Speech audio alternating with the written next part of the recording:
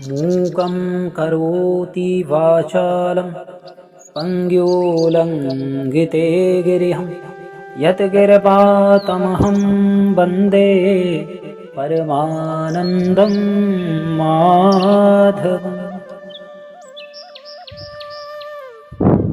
तो श्री सुखदेव जी महाराज जब गर्भ में प्रतिष्ठित हो गए वेदव्यास जी की पत्नी के, तो गर्भ में ही बड़े होते रहे। उनका जो सूक्ष्म शरीर था वही गर्भ में बड़ा होता रहा। जो स्थूल शरीर था वो तो ऐसा ही रहा, पर जो सूक्ष्म शरीर था वो धीरे धीरे धीरे धीरे बड़ा होता रहा। इसी बात को 12 साल बीत गए, 12 वर्ष हो गए, पर सुखदेव जी अपनी माता जी के गर्भ से बाहर ही नहीं आए। अब वेदव्यास जी को बड़ी चिंता हुई, उनकी माता जी को बड़ी चिंता हुई। बोली कि जी, अपने पति से बोली कि हमारा पुत्र सुखदेव मेरे गर्भ में है, पर ये तो बाहर आता ही नहीं। अरे 9 महीने में बच्चा पैदा हो जाता है, ज्यादा से ज्यादा 10 खींच करके 10 में हो जाता है, पर ये तो बाहर निकलने का नाम ही नहीं लेता। ये रजिस्ट्री अंदर की करा ली क्या? अंदर ही फिक्स होना है, सब कुछ अंदर ही होगा क्या? ये अंदर ही रहेगा क्या जीवन भर? तो वेदव्यास जी ने कहा, पुत्र अपनी माता को कष्ट मत दो और बाहर आ।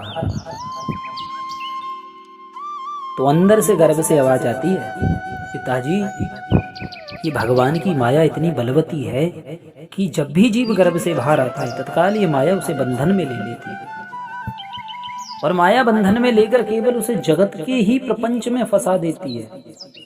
कभी भी भगवान का भजन नहीं करने देती, ना भगवान की याद आने देती है। अर्थात भगवान से हमेशा के लिए विस्मरण करा देने वाली ये माया जैसे ही जीव गर्भ से बाहर आता है तत्काल उस पर अपना आधिपत्य जमा लेती है। पिताश्री, मैं गर्भ से इसी डर से बाहर नहीं आ रहा हूँ कि जैसे ही मैं गर्भ से बाहर आऊंगा तत्काल ये माया मुझे भी अपने अधीन कर लेगी। मैं भगवान का विस्मरण मुझे हो जाएगा, मैं भगवान को भूल जाऊंगा और केवल जगत प्रपंच में ही फंस कर रह जाऊंगा। तो वेदव्यास जी बोले, तो पुत्र फिर बाहर कैसे आओगे? क्या इसका मतलब तुम हमेशा ही गर्भ में रहोगे? तब श्री सुखदेव जी ने कहा, पिताश्री, अगर प्रभु साक्षात आकर मुझे ये वरदान दें कि मेरी माया सुखदेव तुम्हें कभी स्पर्श नहीं करेगी, अर्थात उनकी माया मुझे स्पर्श ना करे, तभी मैं बाहर आऊंगा, वरना तो मैं गर्भ में बैठकर ही आजीवन भजन करूंगा। अब वेदव्यास जी बड़े धर्म संकट में फंस गए। एक पुत्र है, परम विद्वान है, और जिसका अवतरण ही केवल श्रीमद् भागवत कथा के प्रचार प्रसार के लिए हुआ है, वही गर्भ में बैठा है और वो निकलने का नाम ही नहीं लेता। तो क्या करें? तब वेदव्यास जी ने आर्त भाव से प्रभु को पुकारा, प्रभु आपका ही अंश है, आपका ही अवतार है, और अगर ये घर से बाहर नहीं निकले तो कथा को आगे कौन बढ़ाएगा? इनका जिस कारण से इनका प्रादुर्भाव हुआ प्रभु उसे पूरा कराइए। तत्काल श्री हरि ने दर्शन दिए और आशीर्वाद देकर कहा, पुत्र सुखदेव गर्भ से बाहर आ, मैं तुम्हें आशीर्वाद देता हूँ कि मेरी माया तुम पर कोई भी अपना प्रभाव नहीं डालेगी। संपूर्ण जगत चराचर जगत मेरी माया के अधीन है, सुखदेव तुम मेरी माया से हमेशा निर्लेप रहोगे। इतना कहकर श्री हरि अंतर ध्यान हो गए और श्री सुखदेव जी महाराज का प्राकट्य हो गया। बोलिए श्री सुखदेव भगवान की जय। ऐसे हैं सुखदेव, और जैसे ही जन्म लिया, जन्म लेते ही नाल को कंधे पे टांगा और तत्काल वन की तरफ प्रस्थान कर गए। माता पिता का मुख तक नहीं देखा श्री सुखदेव स्वामी ने, और बिना मुख देखे ही सीधे जंगल की तरफ प्रस्थान कर गए। पीछे पीछे वेदव्यास जी भागे, अरे पुत्र पुत्र ठहरो ठहरो ठहरो। पुत्र का मुख भी नहीं देखा। जरा सोचिए, जिन माता पिता पुत्र का मुख तक ना देख पाए और पुत्र सीधे ही पैदा होते ही वन को प्रस्थान कर गए। इतना तीव्र वैराग्य श्री सुखदेव महाप्रभु का है, तो सीधे वन की तरफ प्रस्थान कर गए। सुखदेव जी का वैराग्य कैसा है? सुखदेव जी का वैराग्य है चंद्रमा, पूर्णिमा के चंद्रमा की समान। और हम जीवों का वैराग्य कैसा होता है? हम जीवों का वैराग्य होता है कृष्ण पक्ष के चंद्रमा की समान। अब हमारा वैराग्य देखो कैसा होता है। आरंभ में हमारा वैराग्य हुआ, जैसे कि किसी भी जीव का, किसी भी मनुष्य का वैराग्य होता है सांसारिक लोगों का, तो उनका वैराग्य कैसे होता है? आज वैराग्य होगा तो घर बार छोड़ देंगे, एक सेकंड में, अरे अब सब कुछ छोड़ो, मोह माया सब कुछ नहीं, आज ही हरिद्वार लो, वृंदावन लो, जन ना जाने कहाँ कहाँ लो, फिर तो आज एक दिन में ही तुरंत प्रस्थान करते हैं। मतलब किन्हीं को अपनी लाइफ में भी मैंने देखा है, इन्हीं लोगों को प्रवचन थोड़ा सा दे दो तो बस प्रवचन सुनते ही कहते हैं वो सब छोड़ देंगे, इसी क्षण त्याग कर देंगे। और उसी क्षण कोई वृंदावन की गाएगा, कोई हरिद्वार की गाएगा, कोई हिमालय की गाएगा, लेकिन 2-4 दिन बीतते ही उनका वैराग्य धीरे धीरे धीरे धीरे ठंडा पड़ जाता है और वही नॉर्मल कृष्ण पक्ष के चंद्रमा के समान। मतलब एकदम प्रवचन दिया, कथा में गए, किसी बड़े संत के संपर्क में आए, थोड़ा वेदांत पढ़ा, श्रीमद् भगवद गीता बड़ी, तो वैराग्य पराकाष्ठा पे आ गया। कौन सी पराकाष्ठा पे आ गया? एकदम जैसे कृष्ण पक्ष का जो चंद्रमा होता है पूर्णमासी को बिल्कुल जोर पर होता है, चतुर्दशी को और जोर पे होता है, त्रयोदशी को थोड़ा नॉर्मल, द्वादशी को और कम, एकादशी को और कम, दशमी को और कम, कम होते होते प्रतिपदा पड़वा यानी कि उसको बिल्कुल ही लुप्ति ही हो जाता है। लेकिन श्री सुखदेव जैसे महान पुरुषों का, अद्भुत महापुरुषों का वैराग्य कैसा होता है? शुक्ल पक्ष के चंद्रमा के समान। शुक्ल पक्ष का चंद्रमा प्रतिपदा को थोड़ा सा दिखेगा, द्वितीया को और बड़ा होगा, तृतीया को और बड़ा, चतुर्थी को, वो बढ़ता ही चला जाता है। तो श्री सुखदेव जी का वैराग्य शुक्ल पक्ष में चंद्रमा के समान है, जो हमेशा बढ़ता रहता है। वो कहते हैं ना, माया को हर कोई भजे, माधव भजे न को, जो कदापि माधव भजे, तो माया चेरी हो। जो माया के अधीन रहता है तो माया कभी उसके अधीन नहीं होती।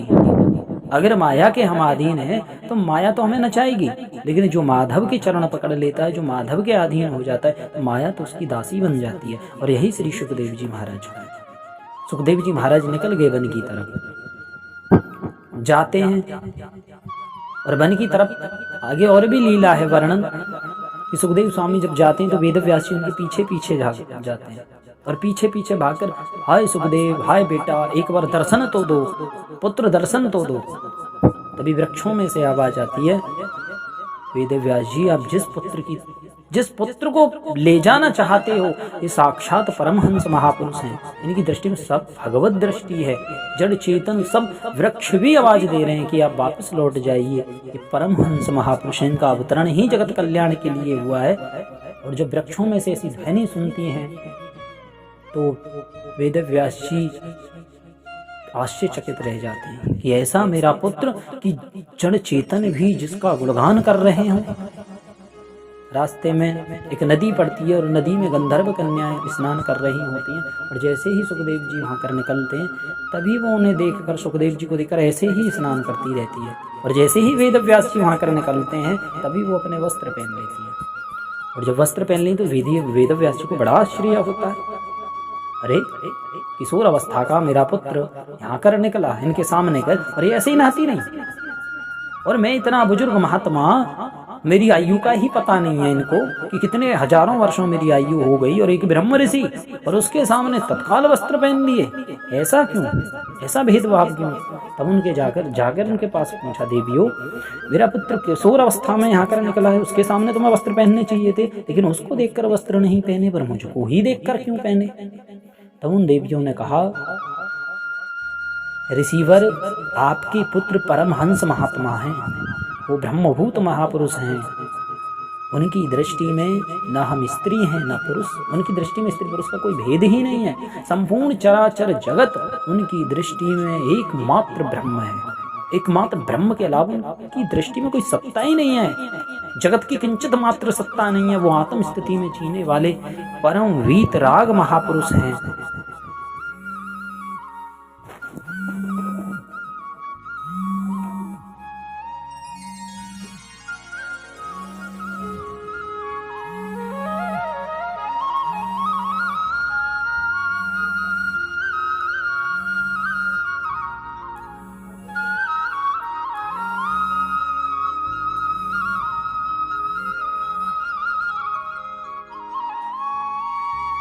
परम वीतराग महापुरुष हैं, और ऐसे महापुरुष को देखकर हम वस्त्र पहन लें?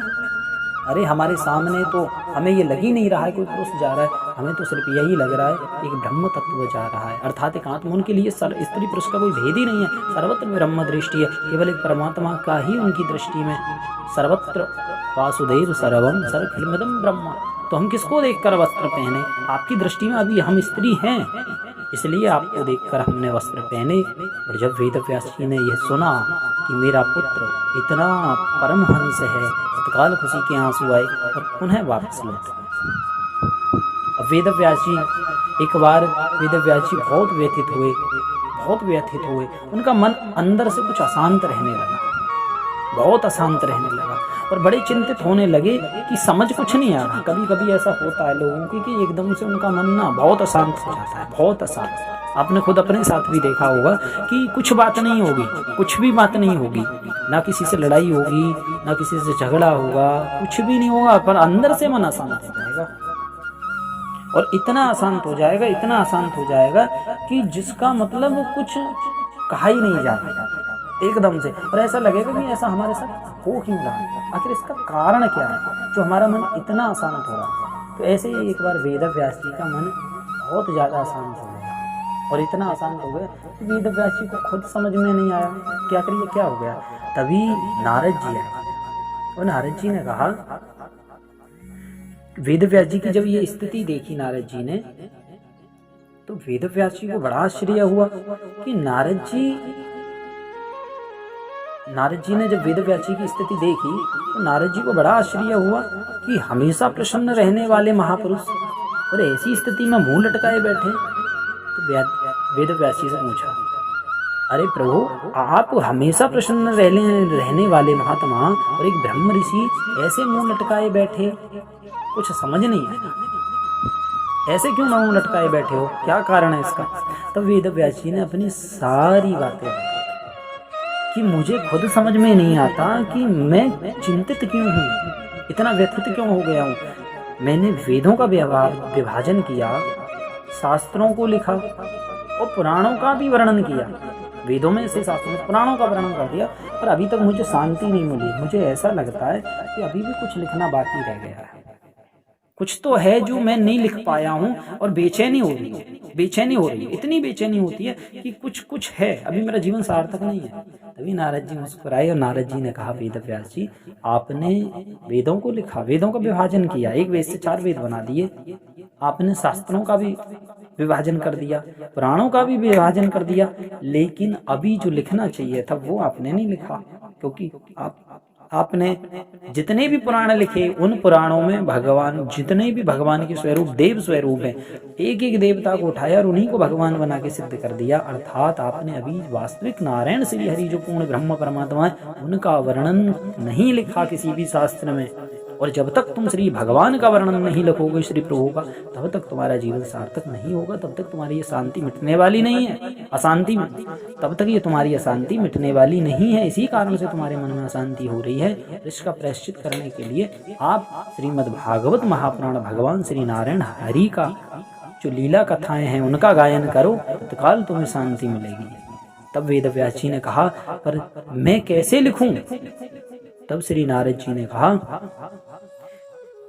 कि मेरे पिता ब्रह्मा जी को श्रीमन नारायण से 4 श्लोक प्राप्त हुए, और उन्हीं 4 श्लोकों को ब्रह्मा जी ने मुझको दिया, और मैं उन्हीं 4 श्लोकों को आपको दे रहा हूं, जिनको चतुर्श्लोकी भागवत कहा जाता है। अब श्री नारद जी ने वो 4 श्लोक वेद व्यास जी को सुनाने आरंभ किया। वो 4 श्लोक क्या थे? इसको चतुर्श्लोकी भागवत भी कहा जाता है। वो 4 श्लोक थे, एहमे वास्मे वाग्रे नान्यद सद सद परम पश्चम,